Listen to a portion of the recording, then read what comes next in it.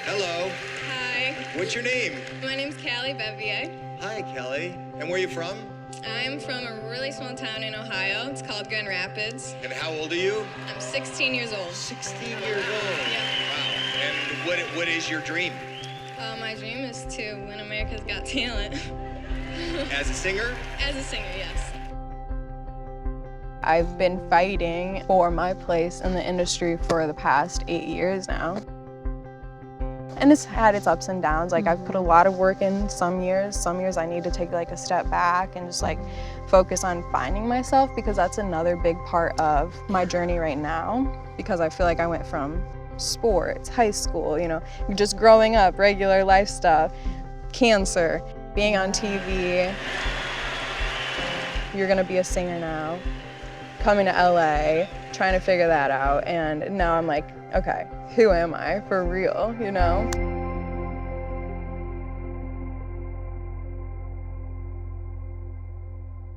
I mean, I just have to say that I feel really fortunate for knowing you the way that I do. I feel like so many don't know so much of you. What would that story sound like? Like, if you were taking someone back through the Wayback Machine of Cali.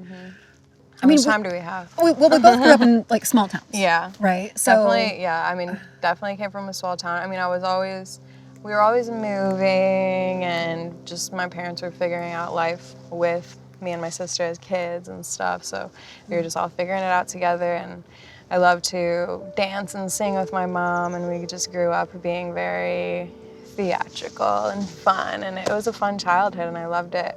And then I was diagnosed with cancer. I mean, I'm doing the quick version here. Is that okay? Well, before we get to the cancer, like, I just want to know, sometimes we get known for our diagnosis. Yeah, like that's what I'm used to talking about. So I'm like, well, I have cancer. But that our diagnosis doesn't define us, Right. right? So before diagnosis, like, just the Cali story, like, so grew up small town, dancing, loving life. I love how you say your parents were figuring it out. 'Cause they were They were young when they had me, so like they were like 20 and 21. So I definitely feel like I was kind of growing up with them, but they did the best that they could, you know, like part of that was constantly moving around, because it was like, well, I can't afford rent here, or now I got a job on the other side of town. So I was just kind of along for the ride, and it kind of made me appreciate moving and like new places. And I was never like, even moving out of schools and having to leave friends wasn't necessarily something that was like depressing or like sad to me, or I wouldn't get too upset about it. It was just kind of like, I'm excited for the next step in our adventure, you know? And I think that was because of how my parents raised me to look at life, you know, just to be excited about things. And then there was like the flip side of it, which was I grew up very religious and very fearful of the world at the same time. Yeah. So there was this like kind of juxtaposition of like really loving life, and then also at the same time being fearful of what could happen if I did things the wrong way. By the time I was 11, my mom decided she didn't want to be in that religion anymore. She pulled us out, and finally we were able to experience life on a whole different plane, because growing up being in the religion we were in, we could not celebrate any holidays. Everything was kind of, God is constantly listening to every little thing you do. Like, you can't really explore yourself very much. So finally, once we got out of that, I was able to celebrate Christmas. We were able to start new traditions, which was really cool. I had a whole new love and zest for life. It was hard, like, when we left the religion, because my family, my grandparents and stuff are still in it, so they have beliefs that if you leave the religion, they're not supposed to necessarily fully have like a close relationship with you anymore, because you've severed your relationship with their God. So that was something that, like, when I was a preteen going into my teen years, I was really trying to figure out, like, why can't we all just come together and get along and love each other for our differences and all the things that we have alike and we love each other for still, you know? Like, why does this one thing have to discount everything else? So I think that was the first, like, pinnacle point in my life. Like, my first canon event was, like, leaving that religion and, like, starting our new lives and going into my teen years and being able to finally be in the extracurricular activities. Because even being in the religion, we weren't allowed to be in like after school activities and be hanging out with the other, like they were called like worldly kids because they weren't in our religion. But I finally was joining like the after school sports. I did softball, volleyball, and then I grew to love cheerleading. Cheerleading was like my whole entire life. I just always wanted to be tumbling on the mats. We were in the gym all the time. I started to get fit. I started to get abs, and I would, you know, be feeling my stomach, and I had like a really hard ab in my stomach, and it started to like protrude unlike abs, and I didn't really think anything of it. I just kept working out. I was never in pain. There was never anything weird. It was just like a protruding ab in my head or something. Like, it was just weird. And then I started to get kind of sick. I always had to pee. Like, I had to pee so much, which was just like random. And finally, me and my family, we went down to Orlando, Florida for like a vacation, and it was really fun.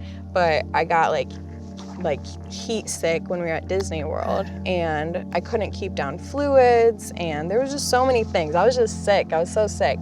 And then we drove back up to Ohio the whole entire time because I constantly had to pee. My dad was like, no water for you, like don't think about water, don't breathe in water, like literally no water. So when we got home, I was dehydrated, like to the point where I had to go to the hospital.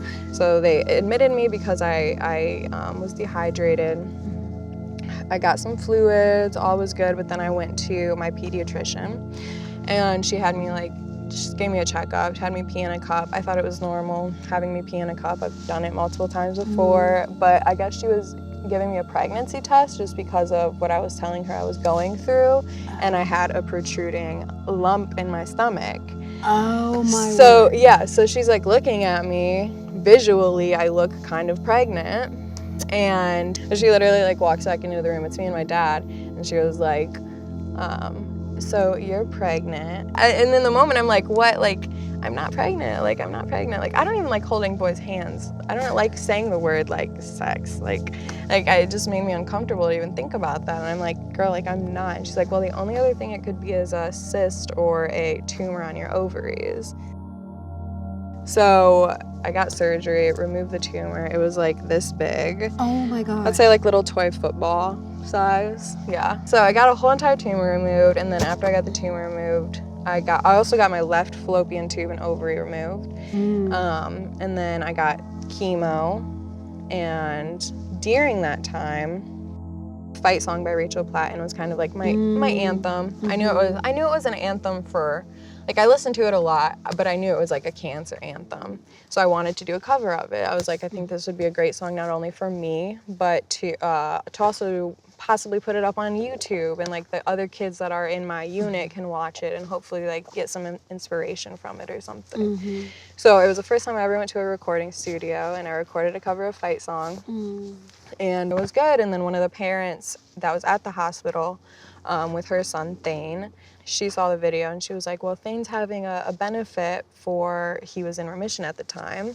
So she's like, if you want to come and sing Fight Song. This is my fight song. Take back my life song. Prove I'm alright song. My power's turned on. Starting right now, I'll be strong. I'll play my fight song. And I don't really care if nobody else believes. 'Cause I've still got a lot of fight left in me. So I got to go sing for Thane, and Thane actually has passed away. But he was such a sweet, sweet, sweet, sweet boy. And I'm just glad that I could sing for him. But the video that my dad took ended up going viral. 'Cause I've still got a lot of fight left in me. Oh, I've still got a lot of fight left in me.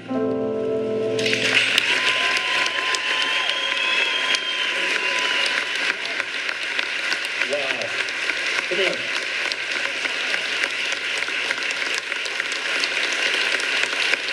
It's so weird to say, like, I sang this, and like it's almost like survivor's guilt in a way, because it's like I've experienced so many things with so many kids who have passed through, like they're not here anymore, and I'm constantly like, I see their parents on Facebook, and I'm always like with them, but they're not here anymore, you know, and I've had to, I don't know, I never really think about this. I never talk about it. Like, it's just, oh, I've never said I have survivor's guilt, but I think I do.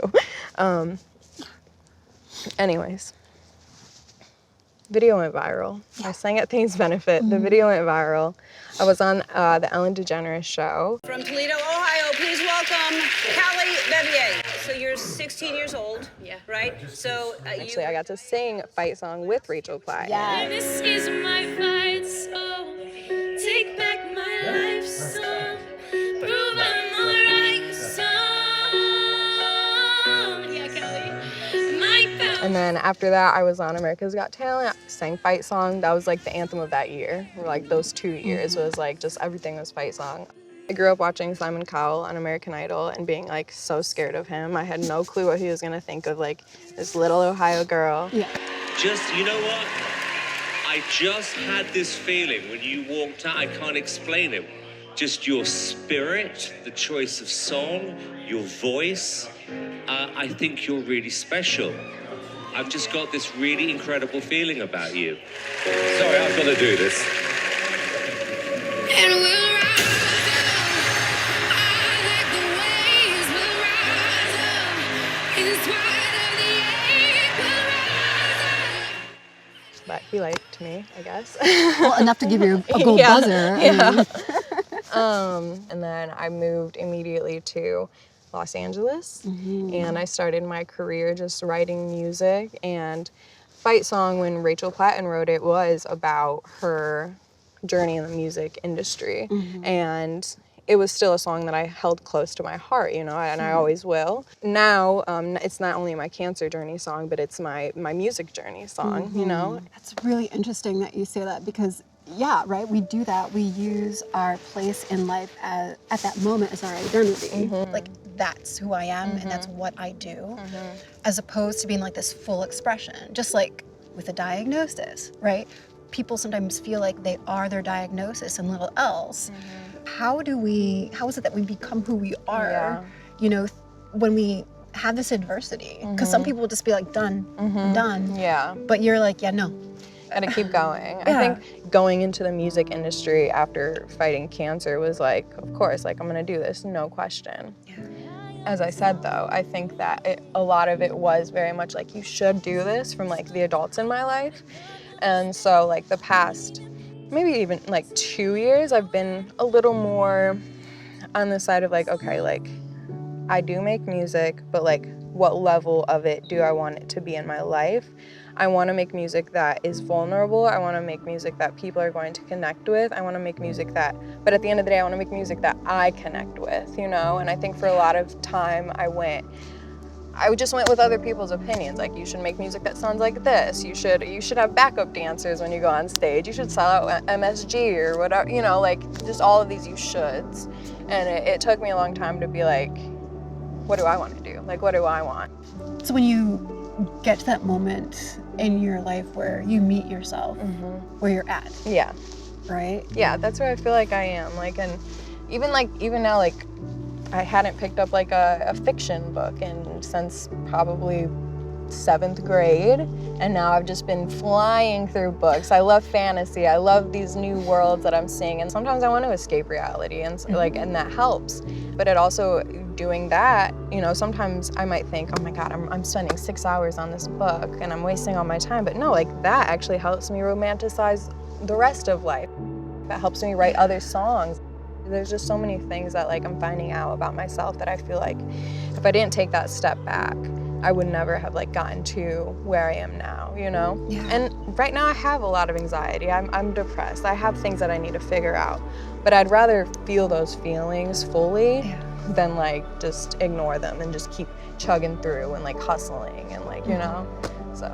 Yeah, I mean, I think that's how we kind of find our way, right? If we just pretended that everything was fine and kept going the route, to your point, sometimes we do need to stop, we need to pause, whether it's something on a mental health journey or if it is a diagnosis, you know, whatever it is, that we have to give ourselves, I think, like that grace, right? And that space to do that, 100%. to be able to meet ourselves where we're at, that we don't have to be any other place or Yeah. point in time. Yeah. Like I can be right here. Like you're here for yourself. Like there's other people count on you and stuff, but in order for other people to count on you, you have to be there for yourself and, you know, totally love yourself and yeah. Well, I love you. Oh, I love you. Picture perfect